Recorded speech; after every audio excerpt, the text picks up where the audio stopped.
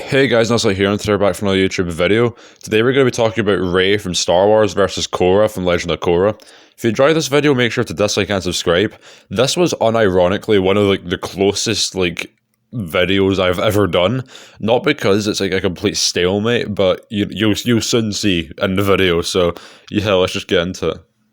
As for strength and attack potency for Korra, in her base, she should scale to the likes of Zuko and Azula, who scale higher than the Water Tribe, or at least part of the Water Tribe. They're able to freeze a Fire Nation ship. Due to the sheer size of the ship and, how much ice they would have needed to, freeze it up, you would have had, needed the power to, do that with 120 kilotons of TNT, which is enough to destroy a large town. However, this is assuming that, she's stronger than the entire, bit of the tribe that did it put together.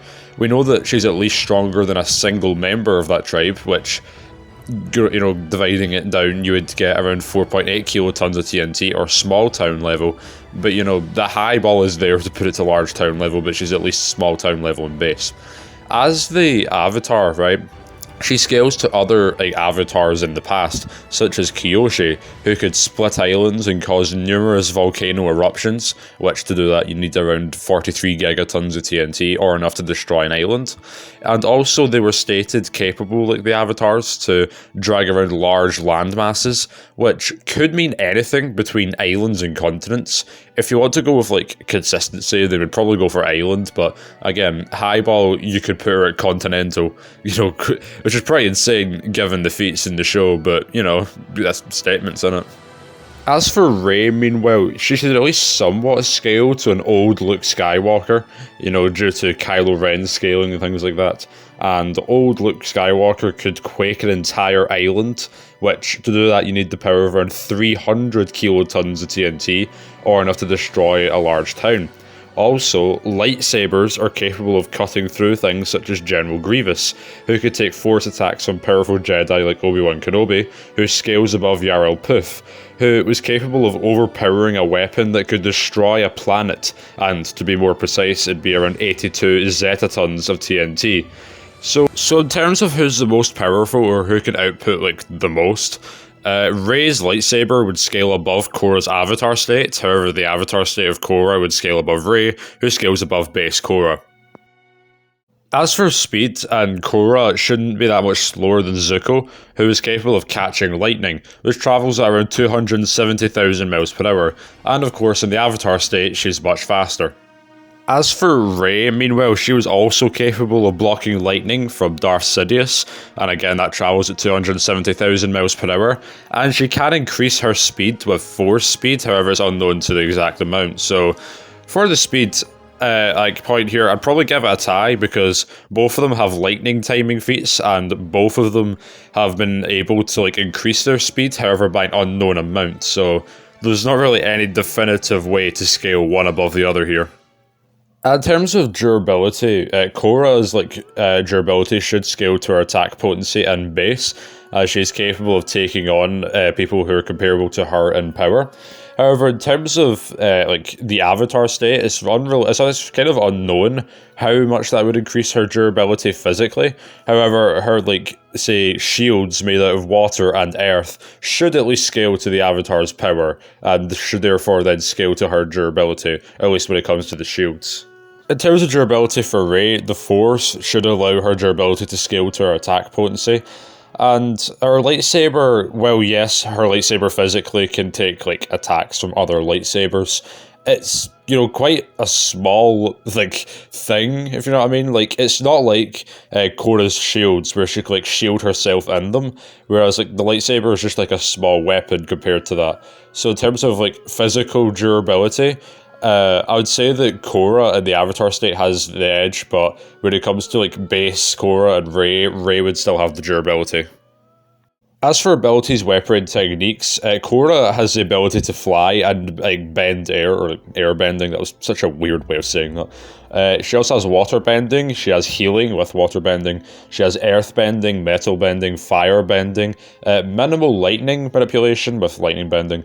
She has energy bending, meaning that she can manipulate one's life and also can take knowledge from them, remove their powers or restore their powers. However, it's unclear if this is specific to just bending. Like, see if she was to do this to, say, like a character who like Rey, for example, who doesn't like use any sort of bending techniques, would it still work? For example, we don't really know.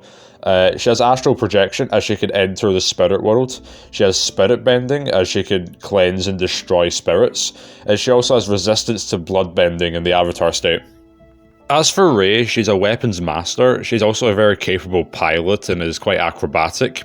She has precognition, telekinesis, telepathy, mind manipulation, and psychometry with the Force. She also has elemental manipulation, as she can use Force lightning. She has healing, she has enhanced senses, she has extrasensory perception, as she can sense the power in other Force users. She has statistics amplification, as the Force can amplify strength, speed, agility. She also has resistance to telepathy, mind reading.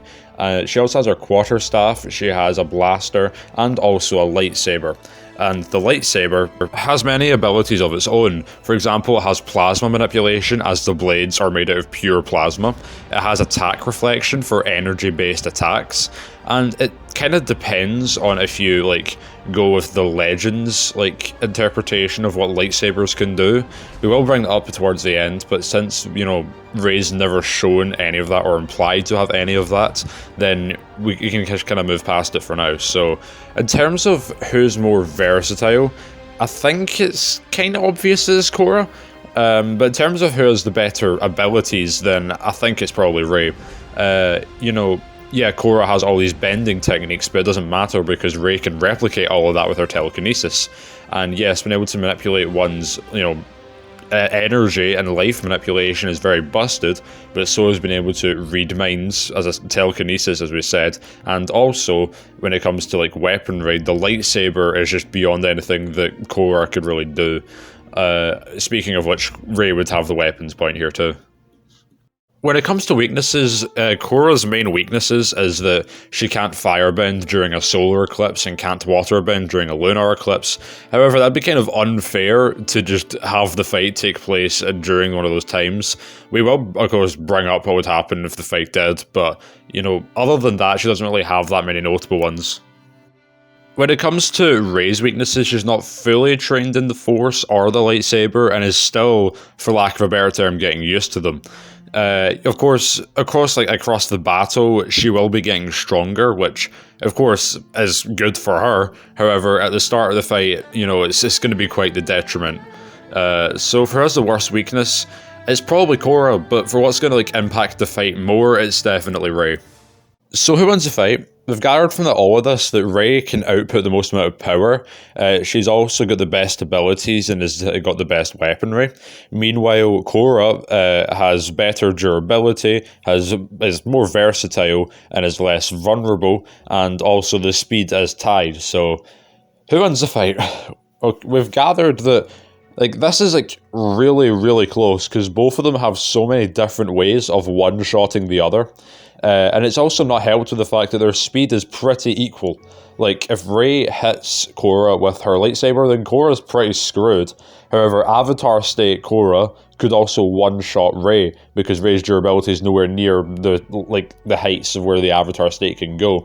If it's base to base, then Rey would have the edge as well. So you could make the argument that Rey could kill Korra before Korra goes into the Avatar State. However, the speed gap is what makes this, more interesting. If Rey knows about the Avatar State, she could use Force Lightning and one-shot Korra, since at that point she would be faster. However, that would require prior knowledge. Also, it'd be kind of out of character for her to do that too.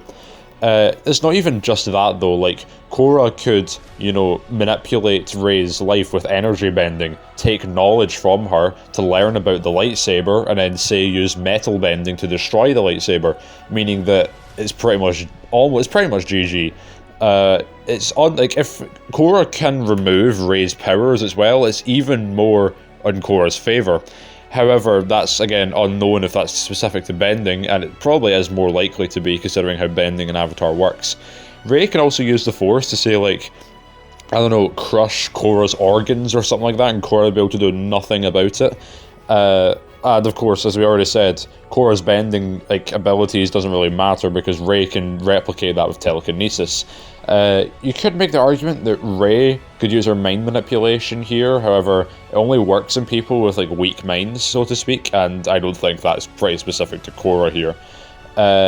You could say that Korra could survive having her organs destroyed as she has resistance to bloodbending, and while that is part of it, organs are, different to blood, so it's not really important here. There's also the fact that Korra can just fly as well, which Rey can't. So in terms of who's more likely to win, I am leaning more towards Korra for a few reasons. Firstly, when it comes to speed, yes, they're both tied. However, Rey has to consciously use the Force to have her keep up with the Avatar state, and not only that, as we said, she's not fully trained in the Force, meaning that Korra is more likely to get the better of her when it comes to speed. There's also the fact that Korra both of them can one-shot the other, however, Korra has ways of preventing Rey from one-shotting her, and Rey doesn't really have that much of a way of stopping Korra. If you give, Rey, access to, all of the previous spirits of the Jedi, firstly, we don't really know how powerful the Jedi are once they pass on, and Korra could just kill them or defeat them because she has spirit bending and can purify or destroy spirits herself. However, if they are as powerful as they were when they were alive, then Korra's pretty screwed because all of them scale to planet level and higher. There's also the fact that even if it's during a solar eclipse or a lunar eclipse, it doesn't really matter because all it does is affect Korra's, versatility, and neither of the abilities that she would lose there would impact her ability to take out Rey. In terms of if you use the Legends version of the lightsaber, in Legends, the lightsaber is capable of doing so much more. We already know that it's got a lot of heat manipulation and that, but it's got a lot of unexpected abilities, like poison manipulation, damage boosting, empathic manipulation, sound manipulation, and invisibility, for example. If you give that to Rey, then Korra's screwed. Again, the invisibility would just allow Rey to turn invisible and then kill Korra with a lightsaber. So, overall, I would say that Korra's more likely to win. However, of course, it is nowhere near one-sided. And, of course, if you give Rey certain things, then she could win. So, yeah, that was it for this video. I hope you enjoyed, and I'll see you in the next one.